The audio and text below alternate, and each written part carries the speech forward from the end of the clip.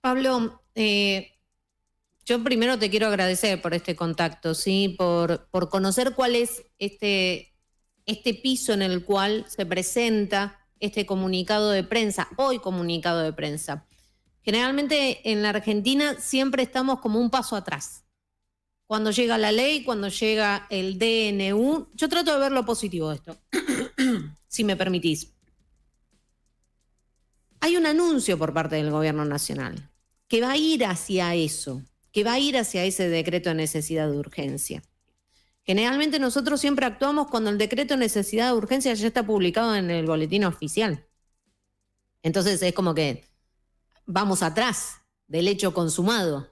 En este caso es al revés, tal vez por una desinteligencia, tal vez por esto de creer que se puede utilizar políticamente en una campaña que no nos involucra a todos, sino a un grupo muy pequeño, si vamos a la comparación, que es la Ciudad Autónoma de Buenos Aires. ¿Cómo se aprovecha esta situación en particular para pelear por esa ley de migración que hoy en día está vigente?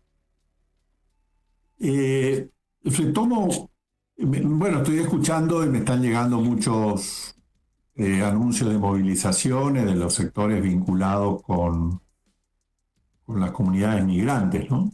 Que empiezan a organizarse, a estudiar esto, a preparar. El Centro de Estudios Legales y Sociales, que es un muy prestigioso organismo de derechos humanos en la Argentina, ya está saliendo por sus redes de comunicación alertando sobre esto. Ya empezó a haber una reacción. Lo tuyo, tu programa, tu invitación a menos de 24 horas del anuncio del vocero presidencial, estamos tratando este tema en tu programa, que te felicito y destaco tu mirada para tratar esto. Creo que tiene que ver con dos razones. La primera es que este gobierno necesita el odio. Es un gobierno que promueve crueldad. Es el único gobierno que yo conozco del mundo que celebra, bueno, yo tengo 60 años y ya voté por primera vez en el 83, o sea que conocí varios gobiernos. Es el primer gobierno argentino que celebra el cierre de escuelas, es el primer gobierno argentino que celebra el cierre de hospitales, es el primer gobierno argentino que celebra que no se gasta en vacunas, exponiendo a todos nuestros niños, a todos nuestros pibes, a todas las enfermedades previsibles que una vacuna a un costo de $2 podría evitarlo, ¿no? Es un gobierno de mucha crueldad, que celebra los despidos y que además, por ejemplo, despidió miles de trabajadores estatales el 31 de diciembre. Despidió ahora al Ministerio de Desarrollo Humano la víspera del 1 de mayo, el Día del Trabajador. Hacen de la crueldad un modo de gobernar. Y para eso necesitan nuestra participación. Necesita que yo, en vez de advertir el mecanismo de crueldad, me enoje con el boliviano de la esquina, o me enoje con el peruano, o con el senegalés, o con quien sea. No con las políticas de diseño que tienen alcance general. ¿Y por qué este anuncio? ¿Y por qué Adorni? Porque en Buenos Aires se vota este domingo. Adorni es el principal candidato del sector de Milei. Entonces es como que promueve, le da una carta a al candidato Milei a poder recorrer los canales de televisión hasta el mismo domingo, hablando de este decreto, este anuncio, promoviendo xenofobia, chauvinismo, etc. Y no permitiéndonos mirar, por ejemplo, en el tema de salud. Y si me permitís, agrego algo de la universidad también. Los hospitales de Buenos Aires, desde los últimos 20 años, han perdido la calidad de excepción que tenían. Eran hospitales excepcionales que venían de todo el país a atenderse acá. Sí. Entonces, cuando uno va a un hospital, y estamos hablando al mismo tiempo de un proceso de creciente desempleo en la Argentina, donde uno no tiene más la obra social, va al hospital público y ve la mala atención. Producto de que, por ejemplo, el gobierno de la Ciudad de Buenos Aires, donde resido ahora, decide promover que vos tengas una obra social prepaga y de financia el hospital público. Entonces, si vos estás en la cola esperando 4 horas, pues te duele la cabeza, necesitas algún calmante o lo que sea, y al lado tuyo hay un peruano que, como llegó 2 minutos antes, entra a vos, promueven que vos odies al peruano que te quita el derecho a la atención, no pensando que ha sido la política de financiación, de desfinanciación de salud y la privatización de la salud lo que generó tu mala atención médica. En la educación, todos los estudiantes universitarios extranjeros aportan, pagan impuestos, y conozco una enorme cantidad de ejemplos que voy a citar por 2 beneficios. Conozco el de la Universidad de Barceló, que es una universidad privada que se estableció en Santo Tomé, Corrientes, dando trabajo, oportunidades, le dio vida a esa ciudad. ¿Por qué? Porque a los estudiantes, una universidad privada, ¿no? A los estudiantes brasileños, no solo el estado Río Grande do Sul, el estado lindero a Corrientes y a la Mesopotamia, sino de Bahía, de Recife, de San Pablo, vengan a estudiar a la Universidad Argentina pagando vivir en una ciudad pequeña de frontera que yo estoy seguro que muy pocos de tus seguidores lo conocen, porque no es ni Calafate, ni Iguazú, ¿no? Es una ciudad modesta, hermosa ciudad de la provincia de Corrientes, pero que no tiene la trascendencia nacional que tienen otras. Entonces traen aporte y vida a la economía de esa zona de mi provincia, de Corrientes. Por otra parte, tuve la posibilidad, y esto es una experiencia empírica y te lo dice cualquier diplomático, tuve la posibilidad de recorrer por mis tareas profesionales, laborales y de militancia en derechos humanos una enorme cantidad de contactos con embajadas, consulados y funcionarios del servicio exterior. Eso genera una cultura de simpatía y de conexión con la República Argentina a perpetuidad. Por ejemplo, varios de los candidatos presidenciales de Perú estudiaron en universidades argentinas. Sí. ¿No? Ni hablar de la cantidad de colombianos y venezolanos que están, uruguayos que han estado. Entonces, cuando uno tiene que hacer gestiones en el ámbito internacional, genera una corriente de simpatía beneficiosa para nuestro país. Una experiencia muy pequeñita que me pasó a mí, yo tuve la posibilidad de estudiar en España, y recuerdo cuando al comienzo de los cursos el rector de la Universidad de Granada llamaba a todos los estudiantes argentinos y decía, yo pude estudiar por la revista Villiquen que me mandaba a Argentina después de la Guerra Civil Española. Y me mandaba el trigo, la harina. Eso era para nosotros una garantía de que no nos iban a perseguir, no nos iban a discriminar, no nos iban a acusar de que le quitábamos el estudio a los españoles, porque Argentina tuvo una actitud muy digna de solidaridad con el mundo siempre. Entonces, lo lamentable, lo triste, es que este gobierno, impulsado por cuestiones electorales, por adhesión a políticas a determinadas políticas autoritarias impulsadas, por ejemplo en Italia, por ejemplo en Estados Unidos, etc., nos introduzca el odio entre los argentinos. El gobierno procura el odio, busca el odio, se alimenta del odio, y lo saben mucho ustedes los periodistas, ¿no? El otro día miraba un informe, no me acuerdo ahora si era de FOPEA o de la Asociación de Prensa, que decía que cerca del 60% de los ataques a periodistas del año pasado fueron impulsadas por el presidente Milei y sus ministros, ¿no? Entonces, está claro que el odio es el combustible que los mueve, y yo alerto sobre esto para no ser nosotros funcionales al odio inoculado. Excelente, Pablo. Incluso en esto de que vos hablabas, ¿no? Generalmente uno cuando promueve este tipo de medidas, también después tiene que estar preparado para recibir la misma moneda. Y es algo en lo cual es muy peligroso. Hace algunas semanas nada más, en Bolivia hubo una delegación de periodistas, ¿sí? Era de un medio en particular, bueno, también tiene que ver con el medio que pertenecía, ¿no? Pero que iba a hacer una cobertura de un levantamiento que había en una ciudad boliviana. Y los echaron y su argumento fue que eran argentinos. Entonces, y el repudio que hubo sobre ese accionar. Pero si nosotros también promovemos ese tipo de acciones, no podemos esperar otra respuesta. Hay un dato que se puede cuantificar muy claramente.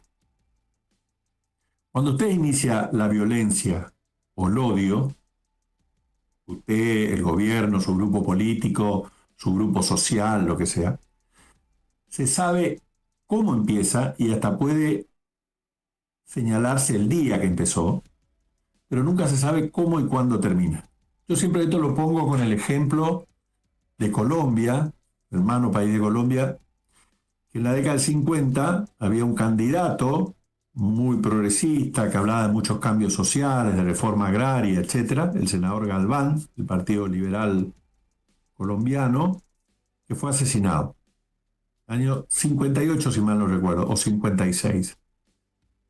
Eso generó la aparición de la violencia como un instrumento político en Colombia. Le costó 2 millones de desplazados, le costó el exilio de miles de colombianos y la muerte de otros tantos miles. Solamente en Colombia murieron como 9.000, asesinados por supuesto, con 9.000 alcaldes, 11 candidatos a la presidencia y como 100 y pico de senadores y diputados, ¿no? Entonces, cuando un Estado, un gobierno, comete la irresponsabilidad de promover el odio,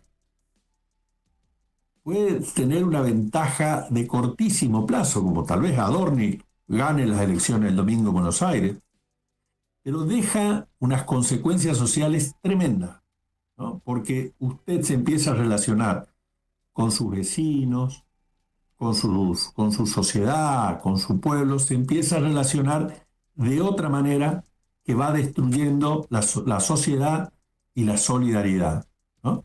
Entonces es muy grave lo que impulsa este gobierno. Puedo citar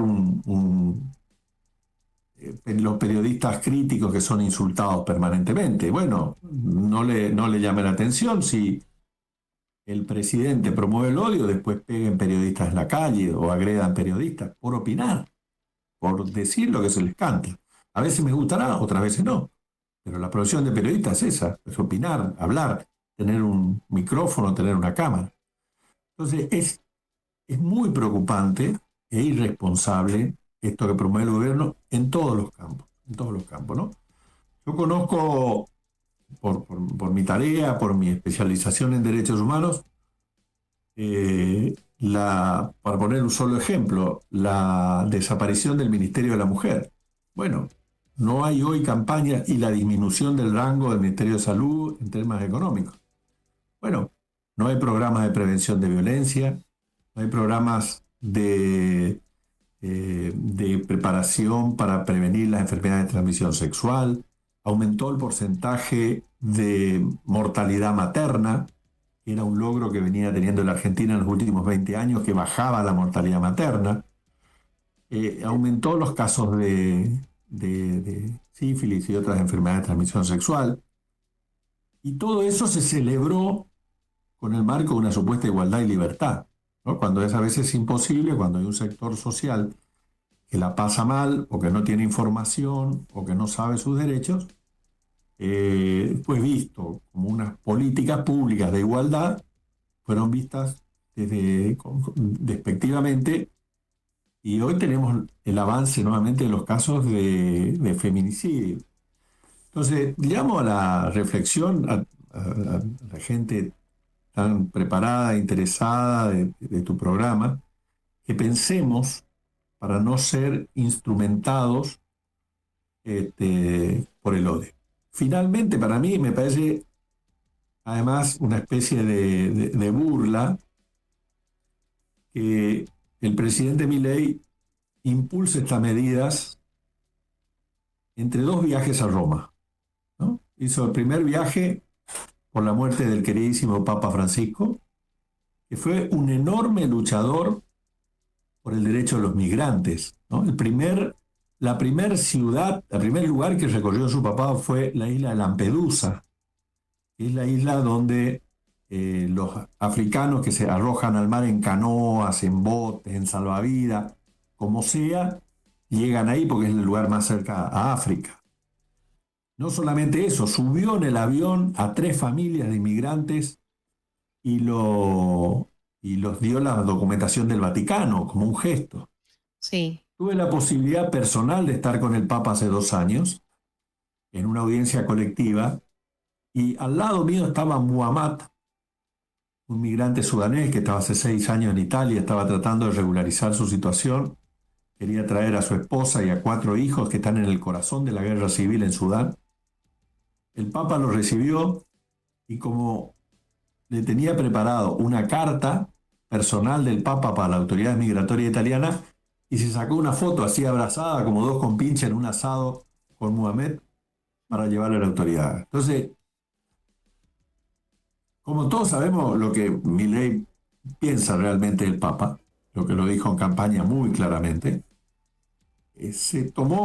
tiene el mal gusto de ir a su sepelio, se va a ir creo que mañana pasado a la asunción del nuevo Papa, que también está muy en contra de las políticas migratorias de Trump, y en el medio impulsa esta medida, ¿no? Entonces es una muestra de cinismo muy grande, que a mí como cristiano además me pone me indigna mucho, Me imagino. porque es una manera de burlarse de la gente, de las creencias de la gente. A mí me gustaría que mi presidente esté en el sepelio del Papa y esté en la asunción del Papa, pero que en el medio sea coherente con las medidas que toma y no en burla a los papas, ¿no? Pablo, desde ya agradecerte por estos minutos. Sabemos que siempre que dialogamos nos extendemos y nos extendemos un montón porque nos gusta hablar sobre estos temas y fomentar lo que yo decía ayer, ¿no? El pensamiento crítico, que creo que es la mejor herramienta que pueden llegar a tener los pueblos. Agradecerte por estos minutos, será hasta nuestro próximo contacto y bueno, ya ahí con algo más concreto, calculo, en cuanto a esta modificatoria que es por ahora solo un anuncio. Muchísimas Bueno, yo te gracias. agradezco este espacio y te deseo mucha suerte en tu programa. Sé que lo vas a tener, sos una gran profesional y estos espacios, estos minutos, te pido disculpas por la extensión. No, Es por una favor. prueba más de ello. Así que muchas gracias y mucho éxito en tu programa. Saluda a tu audiencia. Muchas gracias. Ahí lo escuchábamos a Pablo Basel, él es abogado y además ex subsecretario de Derechos Humanos. A Pablo lo conozco de hace muchísimos años, trabajamos en conjunto sobre una causa en particular, es la causa de torturas en las Islas Malvinas, se conoce muy poco. Ya en otra entrega vamos a hablar con él y vamos a dar más detalles sobre esa causa en particular. Por lo pronto, hablar sobre estos anuncios. Son anuncios de campaña, pero atrás tienen toda una dialéctica que hay que saber analizar para evitar o en su defecto ser conscientes que uno apoya. Y es por eso que hablábamos con Pablo Basel. Así comenzamos Prueba Sur.